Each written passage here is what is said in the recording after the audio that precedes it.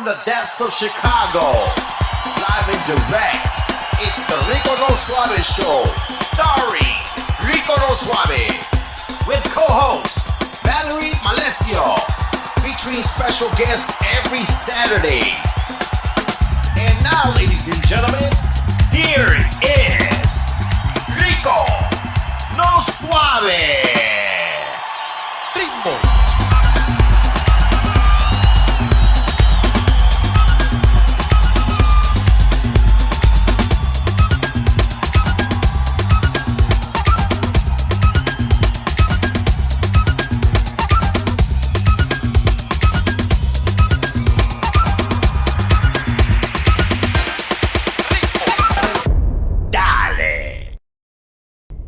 Welcome back to the show, everybody. Welcome back to the show. Yes, it's your boy Rico No Suave here on the 1, 2, 1, 2, ready to go. And each and every one of you guys, tú sabes. Woo-hoo-wee.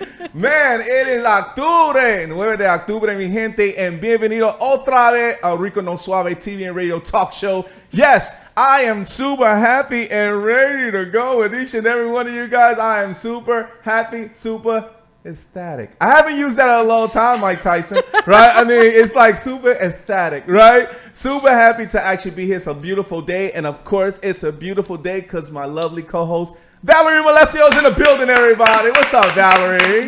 Feliz sábado, mi gente. Feliz sábado, again, it is a beautiful, beautiful day out there today. Trying to enjoy those last days of sunshine and beautiful weather. Yes. I love the fall season. I know we chatted a bit about it last week, but fall's just so nice and cozy because you have the warm day and then you have the cool evenings.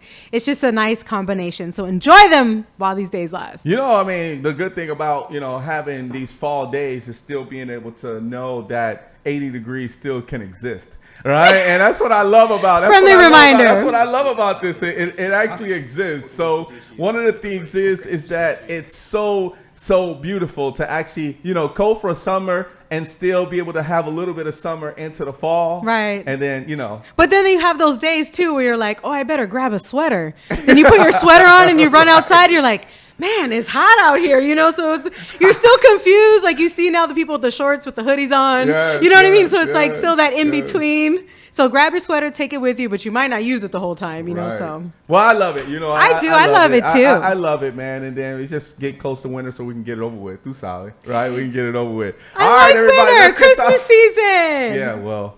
Feliz Navidad. All right. So we're going to actually get to our social media handles, everybody. Our social media, tú sabes. Our first one is our Instagram. Yes, at RicoNoSuaveShow.com. Boom. That's where it's at Instagram. And also our website, everybody. Our website is actually there too.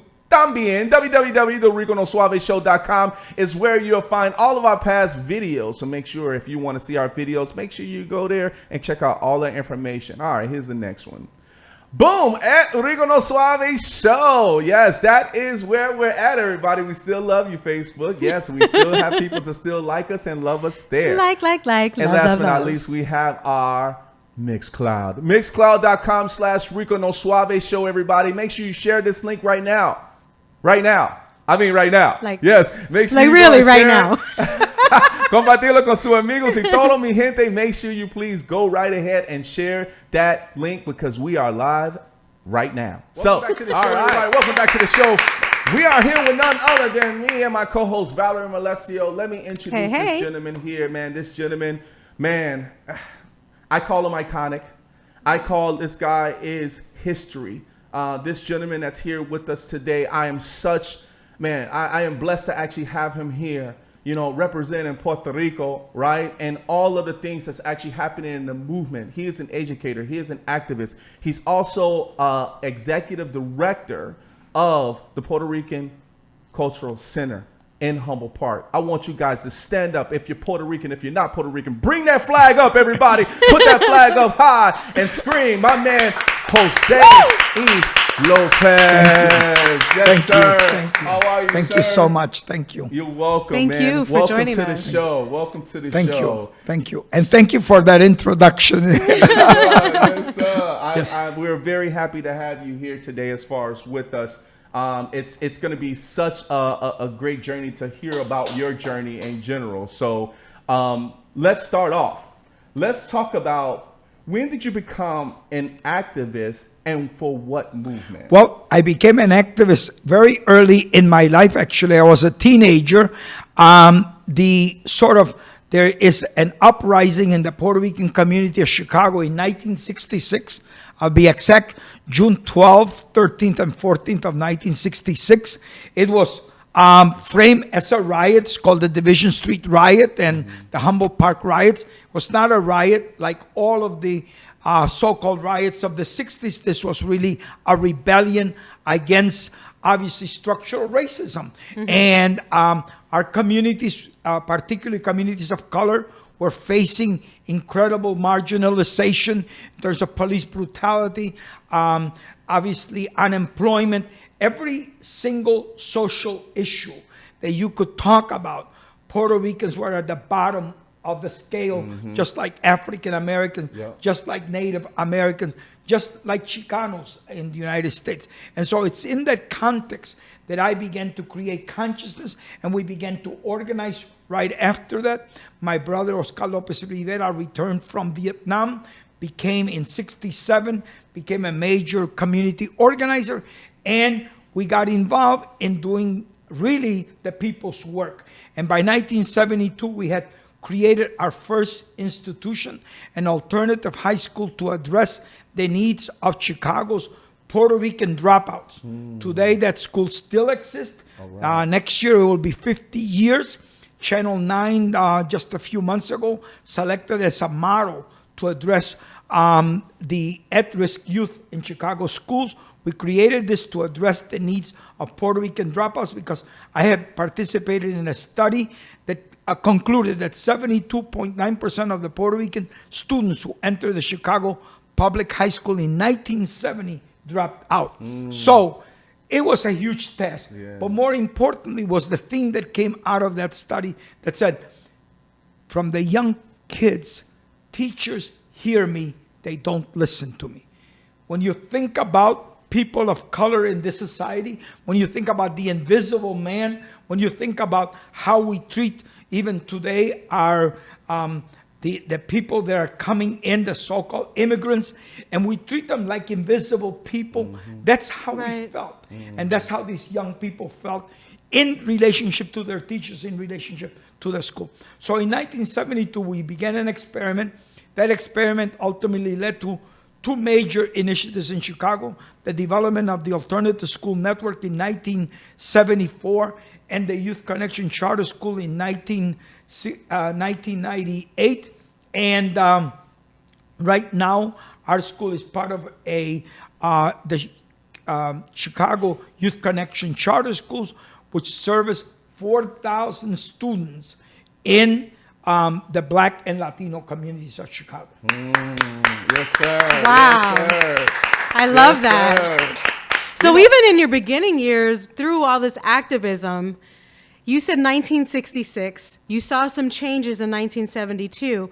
So all the kind of what's been going on most recently, you're no stranger to that. Absolutely. You've seen that back then and you've seen it today. You're so right. Yeah. You know, so have you seen any changes in between? I teach, right? And one of the things, I'm a historian, I tell students, people often say, history repeats itself. I said, don't ever say that. History occurs in time and space are constantly changing. What does not change is that historical problems are like your personal problems. If you don't address your personal problem, they continue to surface. They continue to fester. And so when we talk about questions of racism, when we talk about people who are left out of history, when we talk about structural racism, when we talk about colonialism, we're talking about historical problems that need to be addressed and they're not repeating themselves. They're insisting on being resolved. Yeah. I love that. I told you, if you guys don't know who he is, you're going to know who he is as soon as we finish this interview. The thing about historic, and one of the things that's always been happening, you hit something that a lot of people don't really talk about a lot, which is dropouts. Yes. High school dropouts even going into high school, dropping out because of the influence of negativity, number one. Number two, the situation that's at home, right? Because you never know what's going on as far as with the families at home. Puerto Ricans, Latinos in general, has always been kind of that silent. Even African Americans, minorities have been that silent realm of there's something negative that's happening in that community. This is why this is happening. But why is that happening? Because there wasn't things like invest into your own neighborhood or invest into families that need that help. So when Community people support. talk about Yeah. racism, Yep. and particularly about structural racism, I said, you have to name what that is. Right. And that Thank you. is Yes. 500 years of a colonial enterprise that was initiated, obviously, with what people call the discovery of America by Columbus you. in 1492, which we're about to celebrate, when in actual fact, we should be celebrating Indigenous Peoples Day, when we should be looking at what happened at the very moment that Columbus arrived here. And in order for him to justify the taking of the indigenous people's lands, resources, and labor, which is really what ultimately structural racism speaks to, Yep. in order to do that, in order to carry out the colonial enterprise of taking people's labor, resources, and land, something new was invented in human history called racism. Racism was the white colonizers' justification for being able to say we have the right to take your land, your resources, and your labor because you are less than. And really, you built a whole system for the next 500 years based on that structural racism, which guarantees white supremacy. And a lot of people don't want to talk about that. But the reality is that in the world today, when we look at COVID, who's impacted mostly by COVID? It's the people in the colonized world and the colonized people in the United States that suffer the most. And that COVID unveiled that social reality of how deep this historic legacy is. Yes, sir. And when we talk about problems at home for these young people, when we talk about the resources, when we're talking about disinvestment, we're talking precisely about a colonial enterprise. We're talking about structural racism, but we're also talking about historical and generational trauma.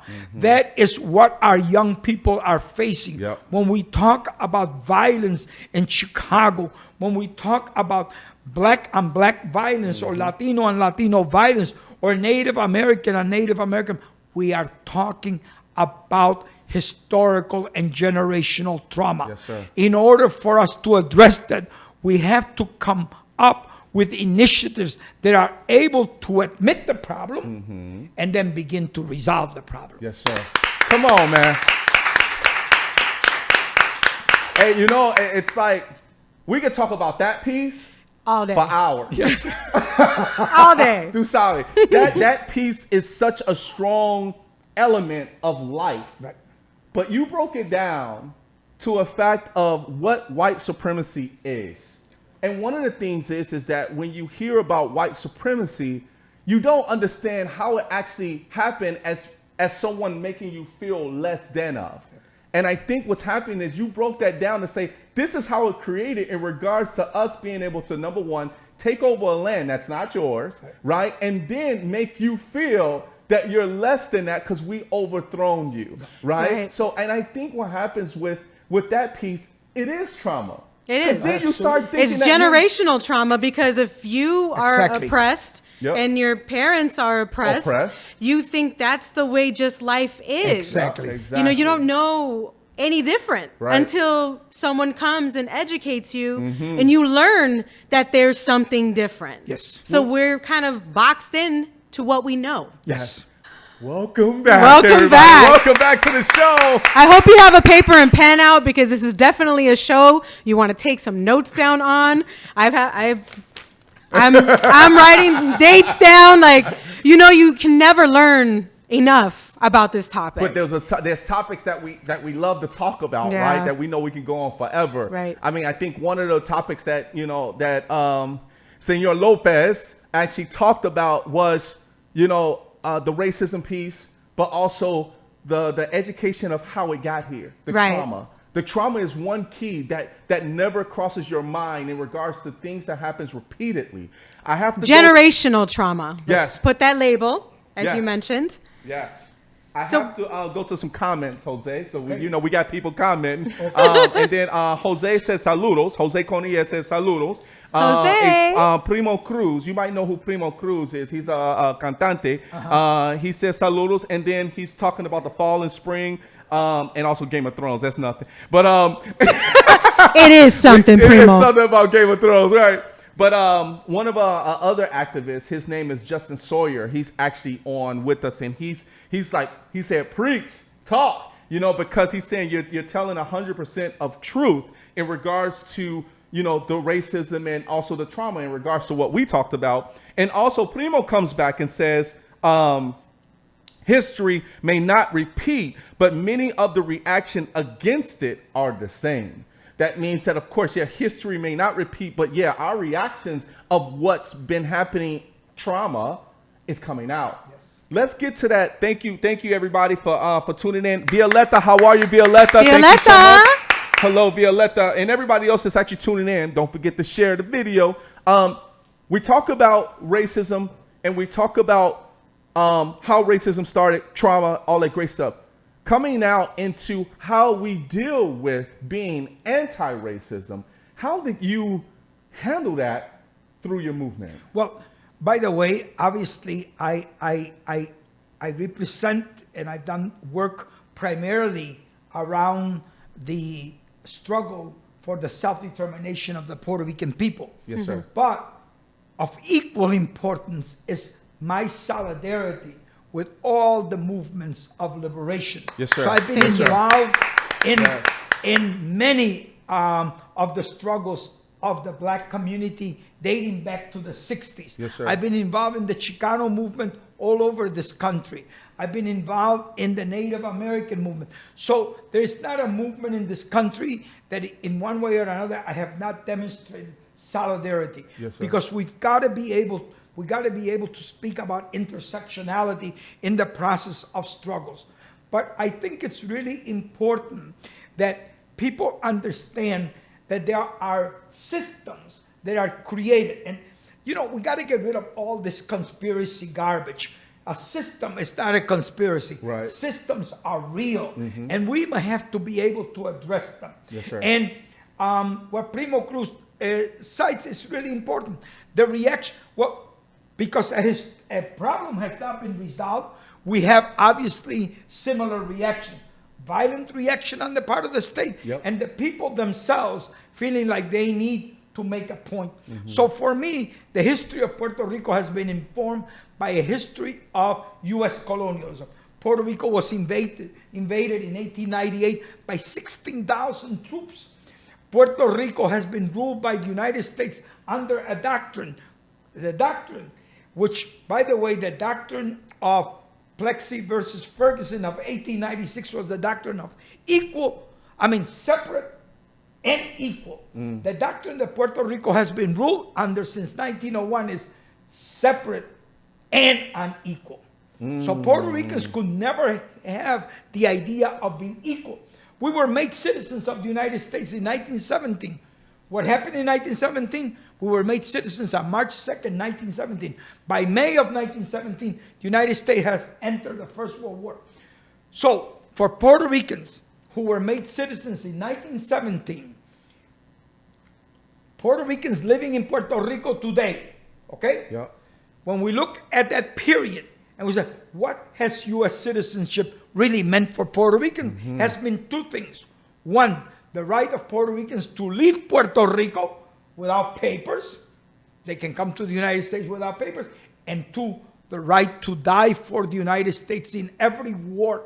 Thousands of Puerto Ricans have been killed in every war since 1917. Wow. And by the way, Puerto Ricans were placed alongside blacks in the black battalions because it was a segregated army. But by the 1920s, they decided to create a segregated Puerto Rican unit called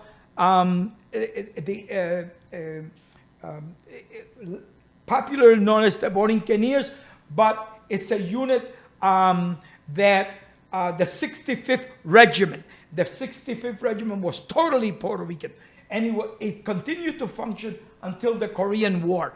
And by the way, Puerto Ricans fought in the Korean War because they were placed in the front when China invaded Korea, and it was the force that stopped the Chinese onslaught into Seoul. So actually MacArthur noted that. But it's a unit that has never been really recognized until a few years ago, the 65th Regiment and the Borinqueniers. But what does that mean? It means that Puerto Ricans have the right to die for the United States because they can be drafted.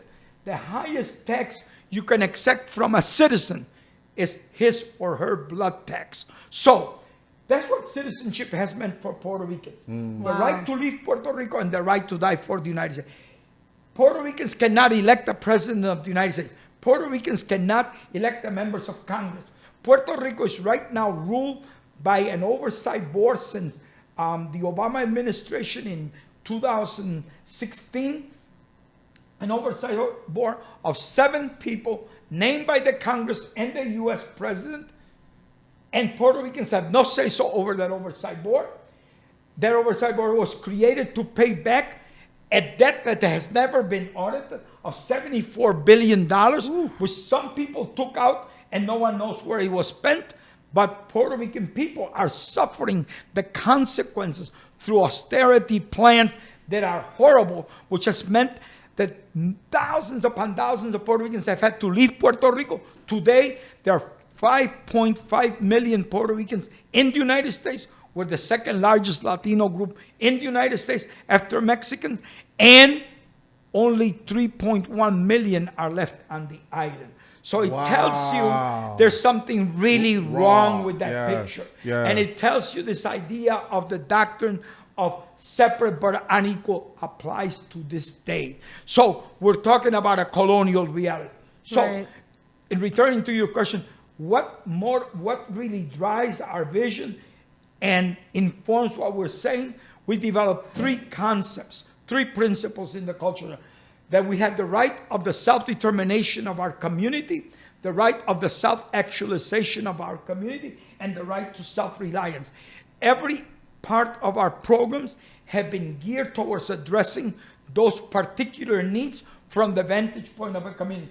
This is informed. You saw a picture of me, and behind it is a mural of the Young Lords. The Young Lords were deeply inspired by the Black Panthers. The Black Panthers developed in this country one of the most amazing initiatives to provide breakfast, to provide health care.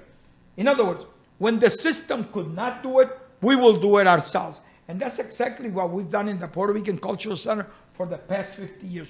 We've addressed the issues of health needs, the issue of unemployment, the issue of housing, the issues of education.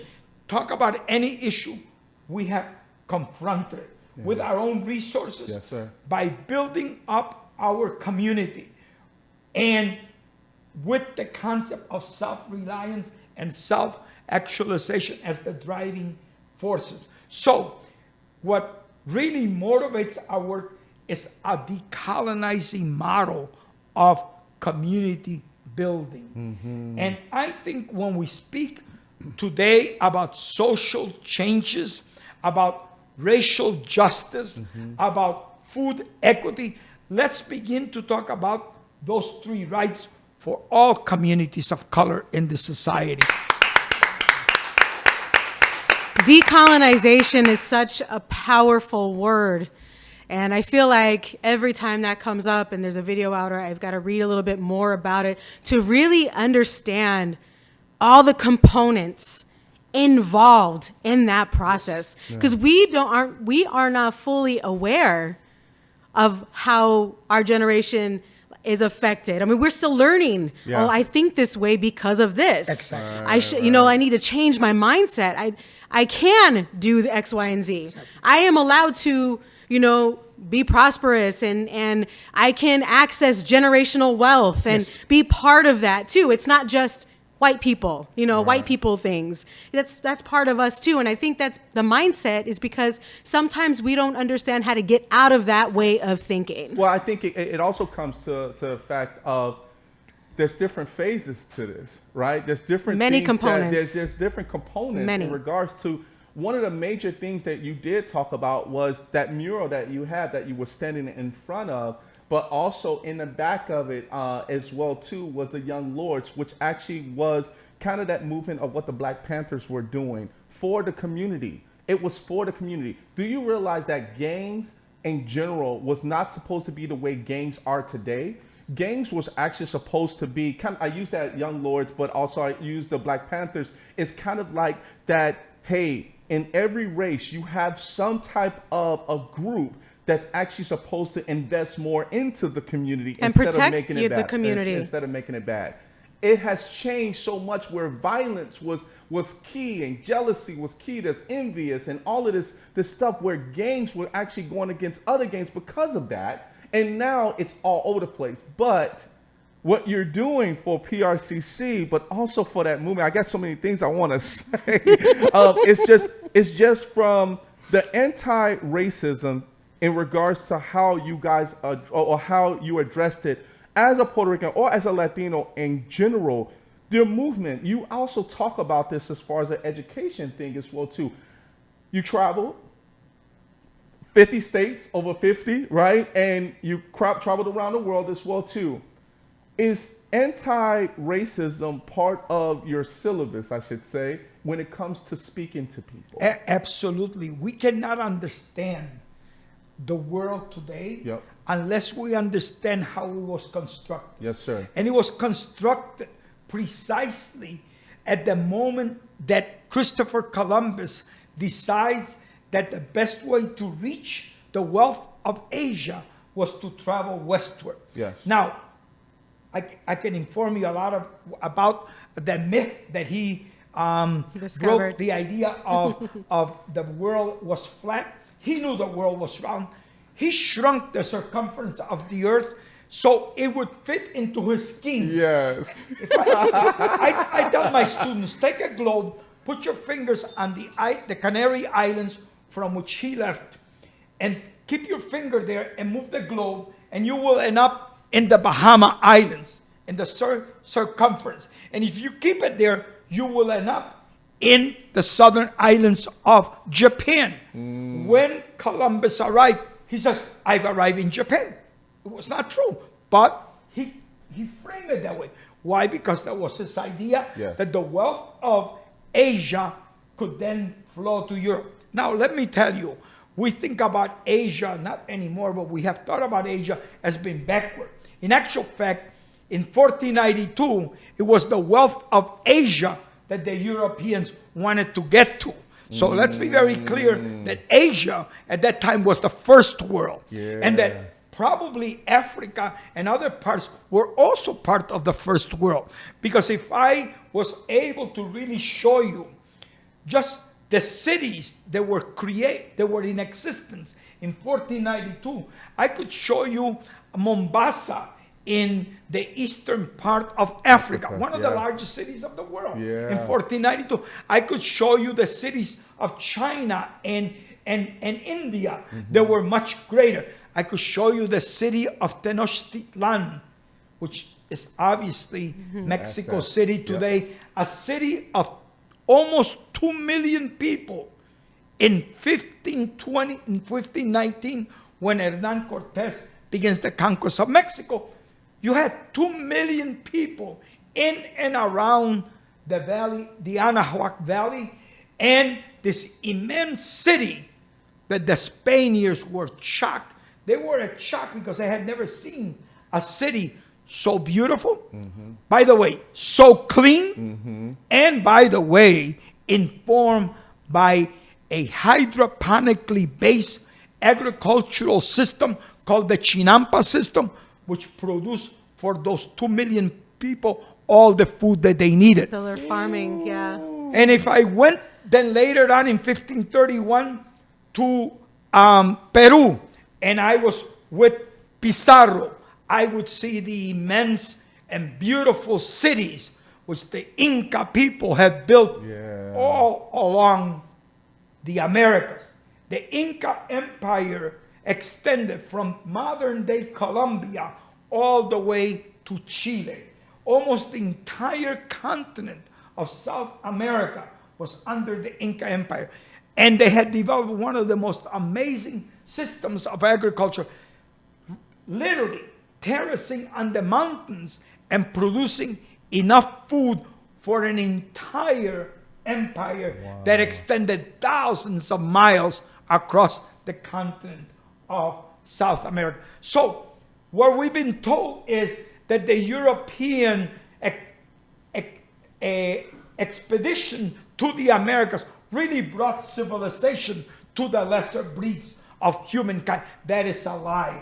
And it's a lie because what we did in 1492 is what this amazing scholar from the University of Chicago, Ralph Trouillot, a Haitian, wrote in his book, Silencing the Past. In this book, he literally tells us how it is that much of the Western European intellectual precepts are established within the context of silencing all of the history of oppressed people. So one of the great African leaders of Guinea-Bissau, a man by the name of Amílcar Cabral, made a speech at the UN at one point. He says, "We have been told we have no history. The colonialists lie. They took us out of history. We mean through decolonizing, we mean to place ourselves back into history." This is what liberation really speaks to. Wow. And it's so very true because a lot of things that are coming to light that we are learning about our own, nationalities and roots, they're not taught. We didn't learn it in school. We didn't learn it at all in school. So you do realize that they actually are doing some changes in school in regards to past history that really doesn't pertain to real history as what you're talking about today. And I think what's also happening is that showing what minorities can actually do with a continent, right? And also talking about how you said Columbus, that's a lie, because when Columbus came here, we got the native people that was actually here. All of a sudden, we're starting to hear a lot of that more during the pandemic because of the trauma, right? The trauma is one of the biggest things that made things come out. When we come back, Senor Lopez, which I really love this, right? I know. I just want to keep them. I know you're a busy man, but man, sometimes I say, hey man, please just take your time out. $5 for me. Welcome back to the show, everybody. Yes. We have none other than Educator, the activist. You already know. Tú sabes, mi gente. I feel like we need a workshop with you. Lopez.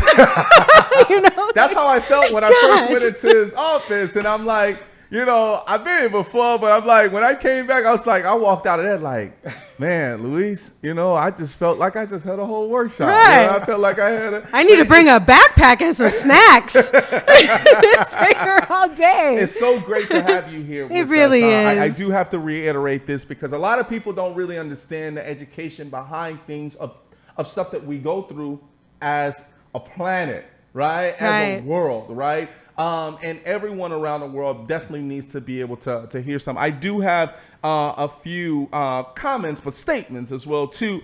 Jose Conier. What's up, Jose Conier? Jose. He says, the prophet is speaking. Ooh. Right? Oh, my God.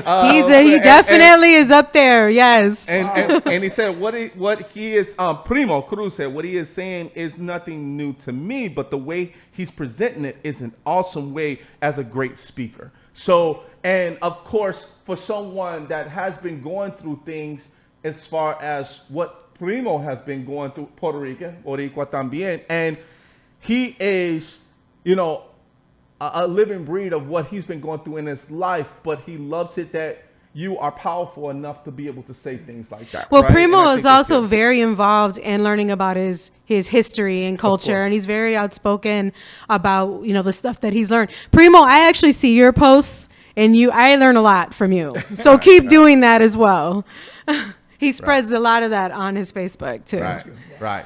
So let's get back in. We close to 1 o'clock, sir. Time flies by fast when we're having fun, especially with you, sir. Right? So, we talk about, we kind of talked about you traveled to Mexico, Canada, Puerto Rico to speak to colleges. And you also, I kind of brought up the anti-racism thing, and you went over that, which is great.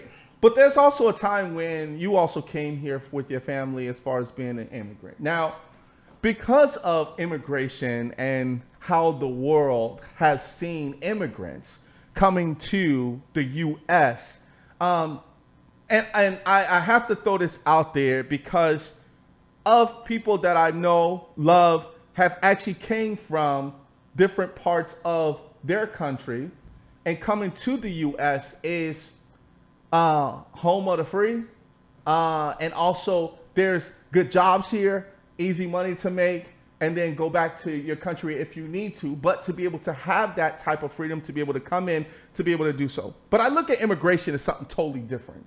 I don't look at it as someone coming to the U.S. and then say, hey, yeah, you know what, we have more freedom than what we had there. Yeah, there's poverty everywhere, right? I mean, sometimes you can't even get out of your own neighborhood to be able to get into a good job, to be able to get out of that. When immigration happened, as far as with you and your family, when you came from Puerto Rico, or you came from Puerto Rico and you came here to the U.S., what was that life like for you and the family to come to the U.S.? Well, the first is what you alluded to, this idea of American exceptionalism. Yes, sir. We have drunk the Kool-Aid of that concept.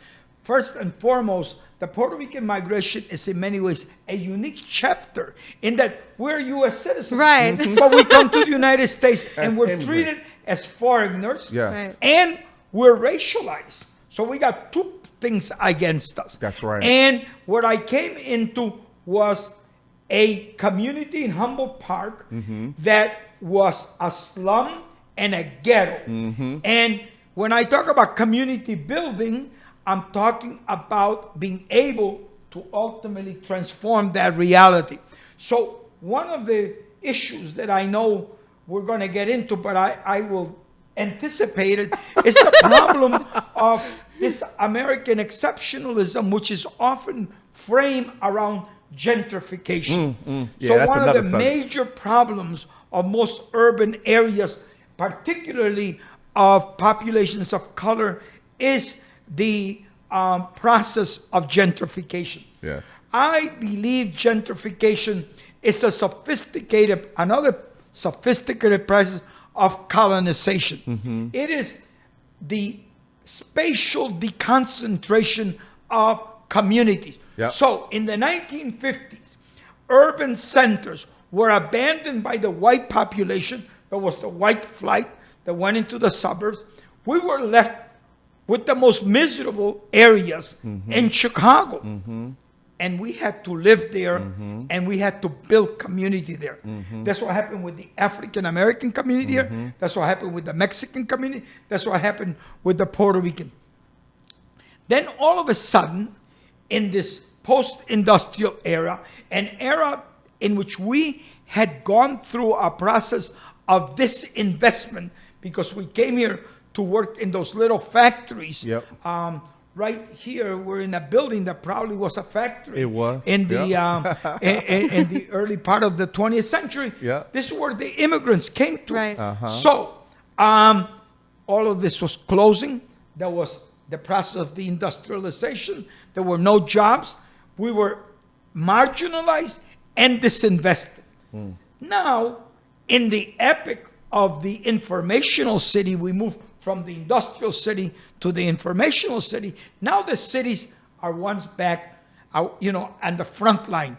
Now, the grandchildren and the children of those white people that moved to the suburbs are coming back home to those ghettos, but they are doing it within the vision of being the pioneers. They're doing it within the idea that they are bringing development and progress. That's the idea of Sound familiar? American exceptionalism. If some people own progress. So I don't want to hit the gentrification too hard yet, because that's going to be a subject that I still want to get deep into, because that's one of the ones I say, Jose, that, you know, the immigration piece going into the gentrification is two-phased, right? That first one of that immigration piece of how you came from Puerto Rico. But how was that lived for you guys, for coming from, even though it was part of the U.S., that's something that I still don't understand to this day, as you're part of U.S. Like, how were you considered immigrants? Immigrants? Yeah. But So I get it. Again, legally, we're not part. We're a possession of. The U.S. Supreme Court in 1922 declared Puerto Rico belongs to, but it's not a part of the United States. Belongs to, but it's not a part. Meaning, we're equal to a slave. That is why you can rule us under the doctrine of separate and unequal. All right? So, I mean, that's what Puerto Rico is. You're a piece of property. Actually, we are under the committee that discusses Puerto Rico in the Congress. It's called the Committee on Natural Resources. Puerto Rico is a natural resource of the United States. So, that's the first thing. Yes, sir. When I got here, I came to live in a slum. I came from a rural area. I obviously experienced the modern urban center of a marginalized community. Yes, That's sir. what we came to. Yes, sir. We didn't come to this golden gilded city where you were facing already the process of the industrialization, no jobs. But I would tell you, most Puerto Ricans were Catholic. If you went to a Catholic church in our community, Yes, sir. you would have to go and have the services done in the basement or in the social center, because the sanctuary belonged to the ethnic group that had created that church. There it is. Irish, Poles, Yep. Italians, There it is. not Puerto Ricans. Yeah. And I can show you that across the city. Oh, man. We came to worship in the social centers, and that's how divided and apartheid Chicago was. We were placed, when I got here, I came in third grade. I was immediately demoted to second grade, but you were not placed just in any second grade. There were 3 levels of second grade, 2A, 2B, and 2C. All the Puerto Ricans were placed in 2C, but you didn't even stay in 2C. Every classroom where I went to at Anderson School, we had a huge classroom, and right next to it was a coat room, because there were no lockers. In the coat room is where Puerto Ricans were placed on a table, because we were a disturbance to the class. So we were never taught. This is why you had such a high dropout rate. Kids were abandoned literally in that coat room. If you needed to go to the bathroom, you needed to be able to wait until the teacher got in there in order to ask permission. Wow. You are talking about an apartheid system that Puerto Ricans came to in Chicago. Wow. You know what hurts me so much about this is that we talk about slavery. And when you talk about Catholic churches, to be able to, because in slavery time, there was a time in order for you to be able to read anything or try to read anything, you either got whipped, you got killed, or if you snuck, you had to wait till the moon came out to be able to read that, because you're working all day. But when you had time to sleep, you had to pick up a book or try to read something, and it was from the moon to be able to read that book in order to understand the language, right?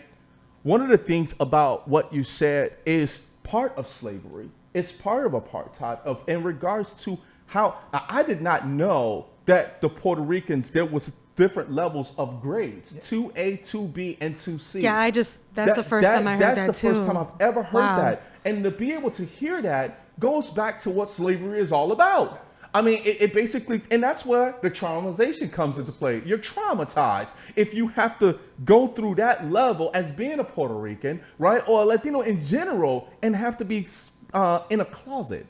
You know, I mean, and those things of being able to get out of that it's a sad thing.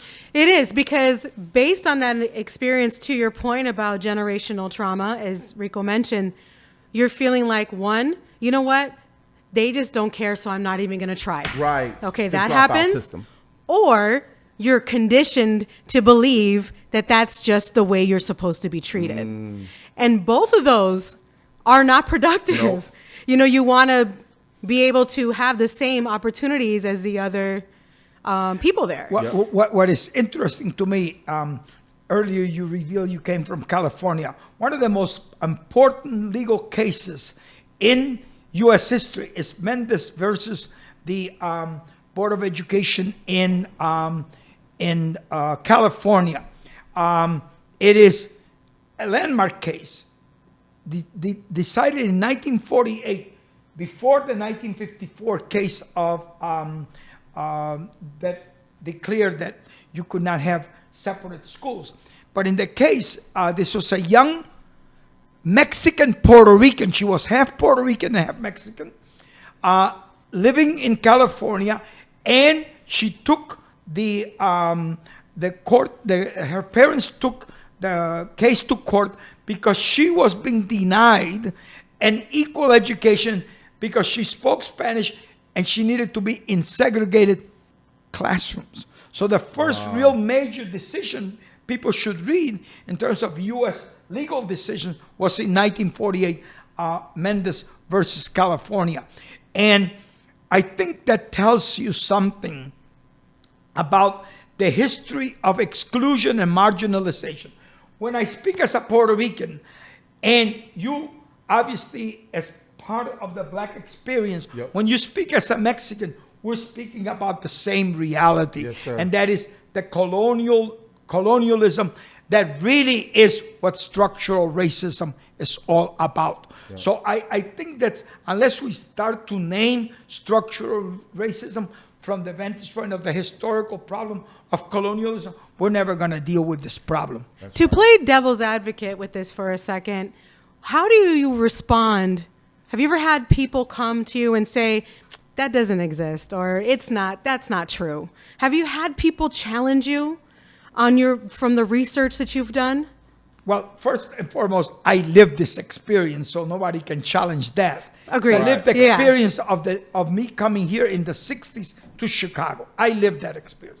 So that's a fact. Mm-hmm. The other fact is that when you look at the socioeconomic reality of the United States, when we look at what happened with COVID, what did COVID unveil?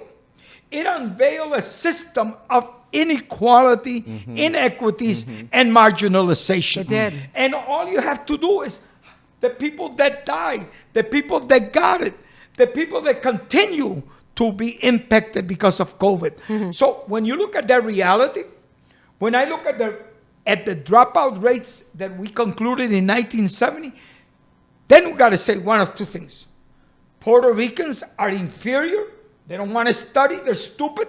So they don't go to school, right? Yeah. We could say Mexicans and Puerto Ricans and blacks and Indians are lazy. They don't want to work. There's something wrong with that picture. Absolutely. Because the people that have produced the wealth of America are the people of color.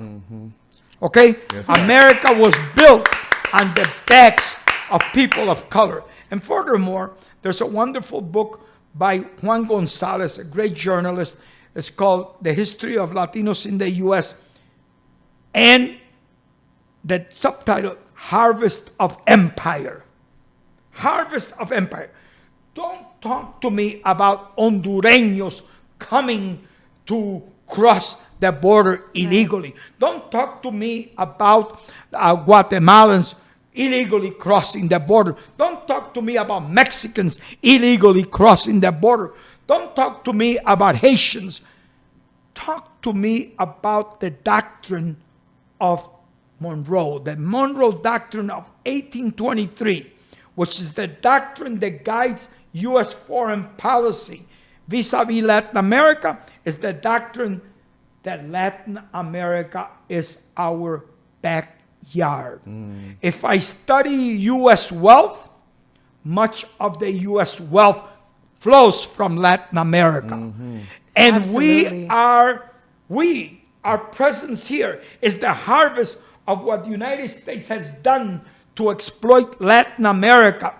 A country like Guatemala, in 1954, the president of Guatemala, duly elected, was overthrown by the U.S. government, by the CIA, President Jacobo Arbenz.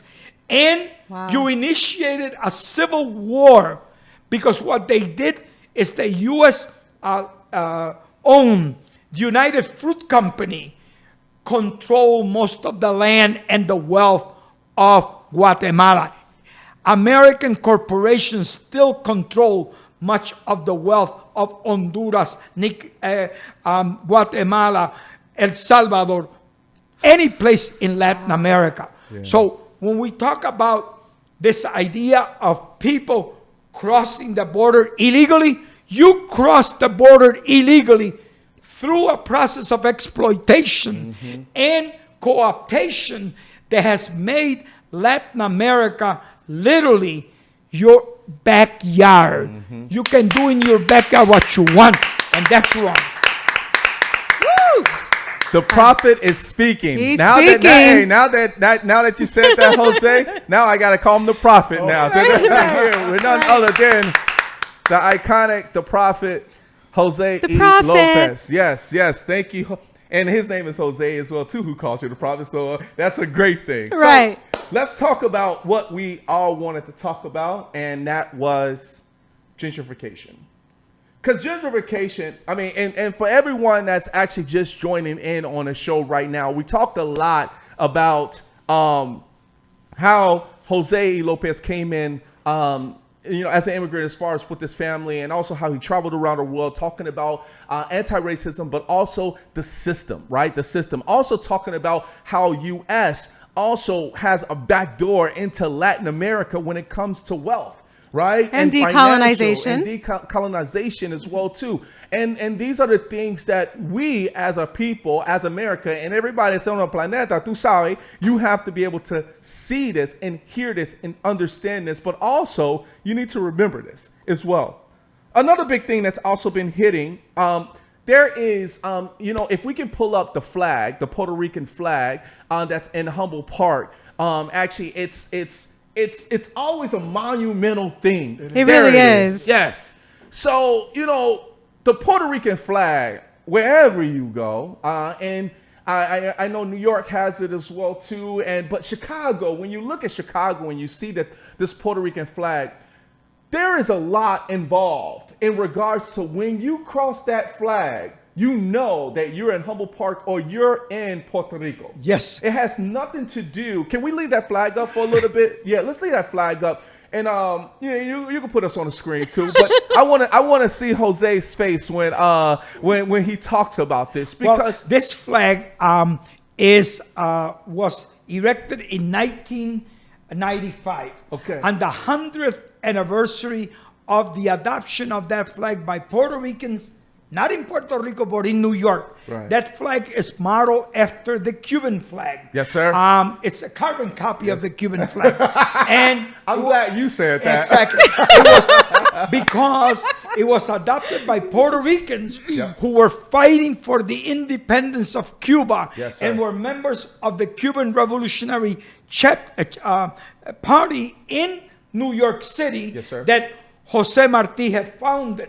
And in 1895, the Puerto Rican chapter, the Borinquen chapter of the Cuban Revolutionary Party met and adopted that flag as the symbol of the Puerto Rican people. Yes, sir. That flag is 59 feet up, 56 feet across. It is the world's largest steel flag. And why is it important? Because in Puerto Rico, it was illegal to fly that flag by itself. I heard about that. And Yeah, people I don't heard know that too. I heard about that. And to this day, legally, you cannot fly the Puerto Rican flag by itself. It has to be next to the American flag. This Wow. Puerto Ricans coming here claim this as the only thing that gave them a sense of their humanity. Yes, sir. Yes, sir. That is why I think Puerto Ricans, unlike any other people, and I know people have copied from us, but Puerto Ricans wear that flag everywhere. Yes. It's emblematic. Yes. It's iconic. Yes, sir. It's everywhere because it speaks to the one thing that we know about our identity. A few minutes ago, I talked about the claves of Africa. Yes. This is what kept Africans obviously connected for thousands of years, were the claves. And I think that's what informs the Puerto Ricans to this day. So those flags are really, were created to try to set, we're here to stay. That's right. We built the city and we're gonna add new dimensions. As a matter of fact, the governor of Illinois next week at 11:30 on Thursday at the National Museum of Puerto Rican Arts and Culture will be signing into law a bill that will create a cultural sanctuary empowerment district in Illinois. Illinois will be the first state to have economic empowerment enterprise district. Yeah, so. And the area for us, I mean, there are going to be 5 of them created in Illinois. One of them, and the first one we hope will be Puerto Rico town, that will extend from where one of those flags is set on Western Division all the way to Costner and Division, which is a 2-mile radius, and it will inform how you do a real new process of investing in culture, maintaining culture, perpetuating culture, and guaranteeing development in a community and addressing historical disinvestment and gentrification. Come on. Yes. Because when you fist bump, that's what I'm talking about, Papa. So, Primo, you want to read that off? Yeah, Go right ahead, Miss Valerie. Go He's ahead. already on it. I knew you were going to chime in on this, Primo. So he says many European in the United States are now white people, but first they had to create institutions, be them legal or illegal, like the mob, to be respected. We adopt those institutions and we can never have the status of white people. He goes on to say, the forces of gentrification are way too strong. The Puerto Rican community has been fighting it with the young lords in the late 60s up until now. The only we have to demonstrate is what we don't agree.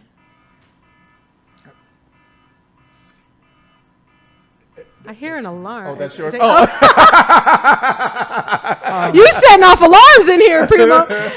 So this is what he has to say to your points. Well, I believe that there is nothing, any kind of power, any kind of structure, nothing that you cannot overcome and that you cannot confront. If we do that, we will defeat ourselves. We have been fighting gentrification. When the Young Lords started, we started before the Young Lords, and which most people don't know, in Humboldt Park, to fight gentrification. Our core work has been against gentrification. And I believe the creation of Puerto Rico town, which means there will be investment, in which we will then be able to channel a real possibility of development in our community that's driven by authentic process of self-actualization is obviously the way to do and to combat gentrification. Yeah. I don't believe that the forces of gentrification are impossible to overcome. I don't believe the forces of colonialism are impossible to overcome. I don't believe the forces of racism are impossible to overcome. Absolutely. We need to be united. We need to create educational processes, and we need to undertake processes that are informed by self-actualization and self-reliance. Yes, sir. One of the things about gentrification that we do talk about is, and here's kind of what I think about this. Pilsen is becoming gentrified, which we used to call Little Mexico, right?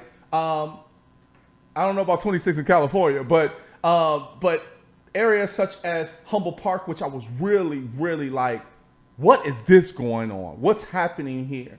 Even in some of the black areas as well, too, on the west side of Chicago. And Bronzeville. Bronzeville. But when I drive down through Sacramento, on Sacramento to go towards Humboldt Park for my class, all of a sudden I see a different feel of it. And how that gentrification starts is by the new homes being built, right? When you start seeing new homes being built and you start seeing those townhomes, it's like, oh, they're changing up a lot of this. Now, don't get me wrong. There's a good side to it and there's the bad side to it. The good side is yeah, we do need homes, good homes to live into, but also affordable homes to be able to live into that looks nice, right?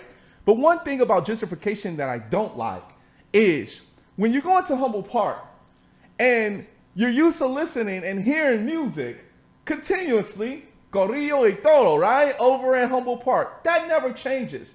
But when you start seeing Blanquitos, you start seeing, the different cultural zones coming in, and then it starts to look more modernized, I should say, where you're starting to get, don't get me wrong, and I'm not against it, but I'm also feeling different about it because I'm not used to it. Right. So it's like that. It's that culture that you're losing. And reason why I say this, and you talked about how America goes into other Latin countries. I went to Costa Rica, and I talk about this a lot. Costa Rica used to have that tico y tica feel. It was that Costa Rican, here's my culture. When I started going there, the fourth year, when I went back the fourth year, I saw a McDonald's, I saw a Taco Bell, I saw a Church's Chicken. I'm sorry, I mean, throw me off. I saw these things, and I look at these things because I analyze it like, why is that here? Right. Why is not Pollo Campero still here? Why don't we have the other cultural things of what Costa Rica is? But then I start seeing, okay, go and visit Costa Rica from Wheel of Fortune. Start going there as far as the tourism. Don't get me wrong, I understand that. But once you start building things in a cultural area, gentrification throws me off. I don't like that. Well, it's because they're stripped. It's the authenticity that disappears, it feels like. So there's a wonderful book that I would recommend by Dr. Mindy Thompson Fulilov. It's called Root Shock. She says, and particularly since we're in a radio program, she says, the body goes into shock to preserve its vital organs. The black community, she says, is in a state of root shock. Root meaning your roots, your culture. She says the process of urban renewal and the process of gentrification has declared urban areas as areas that need to be gutted out, that need to be bulldozed. As you bulldoze those areas that you have declared to be uninhabitable, you're bulldozing not only people's homes, you're bulldozing their churches, their pubs, their history, their stores. Where is black cultural life most vibrant? It has been in the black metropolis. If you study Pittsburgh, if you study Harlem, if you study Brownsville, if you study San Francisco, you will find a black metropolis. This is where all of your great music, your great cultural traditions were built. When you bulldoze, you have bulldozed centers of cultural production. This is exactly what you're doing with gentrification. You're whitewashing those areas. Right. Absolutely. Man. We don't want to see that. I think it's like, to Rico's point, there used to be a bodega there, and now there's a Starbucks. Yeah. That's not, if they're going to have a gentrification where they're just trying to allow people to integrate with each other, there's got to be a way to do that without stripping the community of its authenticity and the culture that's already established there. And Primo says, well, but Humboldt Park is almost gone. And I kind of feel it in that way, but you have a movement. You have a movement to be able to bring that back. Yes. Right? And never lose it. I mean, because there was one point in time you didn't want to drive down Division Street because you don't know what was going to happen, because it was at that time of me growing up, 80s and towards the 90s, it was like, man, you didn't want to go into Humboldt Park because it was just too much roots, but too much gang violence too. But that was part of the whole thing in regards to black neighborhoods and also Latino neighborhoods, it was just that way. But you know, one thing that we never found, that we never got away from, was the music. Right. The music, like you said, was always something that we kept, that kept us happy. Even for slavery, we sang and chanted throughout the night to be able to make sure that we slept good for the next day to be able to move forward. We're at 127. Damn, Wow. the prophet has spoken. The prophet. I have a shirt for you, sir. Oh, wow. I have a shirt for you. Yes. And you know, and these are shirts that, you know, only $1.99. But besides the point, sir. This shirt right here is something of a symbolism of you. We call you the prophet on this show now. But I call you an icon. You're a very iconic person. You have lived a lot in order to be able to see what us Latino people have been through. But you, being Puerto Rican and being a strong Puerto Rican, in regards to knowing that, hey, it's not just about the Puerto Rican, it's about all minorities. It's all about the people that built this world or this earth to be able to say, hey, for you to be able to live in it, right? We live and we sing and we smile because we know that one day we're going to get, hopefully, over that hump of violence and over that racism and over that gentrification of bringing the roots back. So I present to you this shirt, sir. You are part of the Rico No Suave show. Yes, sir. Yes, sir. Beautiful. Yes, Sincerely, sir. thank you Yes, for sir. everything that you You're very do. welcome. You're very welcome. A lot of work out there to be done, and if we could clone you, it would probably get done a lot You know, we quicker. definitely But will thank try, you. Right. Thank you so for much. everything. So real quick question. We know that, and I think we do have either your website or we do have your social media for PRCC, the Puerto Rican Cultural Center. You can find them on Facebook, everybody, at Puerto Rican Cultural Center, and also from there you should be able to find out about them more as far as on their website. Is it PuertoRicanCulturalCenter.org? Yes. .org, right? Okay, yeah. So you'll be able to find them there as well. So make sure you please go with the movement. Man, my Puerto Rican people, I love you guys all the way through. And last but not least, did you grow up eating Skippy peanut butter? Not really. I did taste when I was little, but not that much. Not that much? My mother was very, very strong on Puerto Rican food. She didn't cross the border. You're the prophet. It's okay. Well, I want to thank you so much Thank for being you. on the show, Jose. It's been Such a pleasure. It's a pleasure. Gracias. And gracias a ti. And we will definitely have you back again. Once again, everybody, put your hands together for the prophet iconic Yes. Jose E. Lopez. Yes. All right, everybody, we got to get off the show, but I want to thank you guys so much for being a part of the show today. We had such a great time with none other than my man Jose E. Lopez, and being an educator and an activist. And what have you learned today? History is what makes what we are today, but also we continue to be these good people and also minorities that's out there. You already know we already have a gift to gab to make sure that we keep this world going. Next week, everybody, we do have a deputy chef. His name is Kirk Ortiz, will be in the loft. So I want to thank you guys so much for being on the show, and don't forget, always stay true to yourself, mi That's gente, right. and always love one another. As we end off the show, here we go, just like this.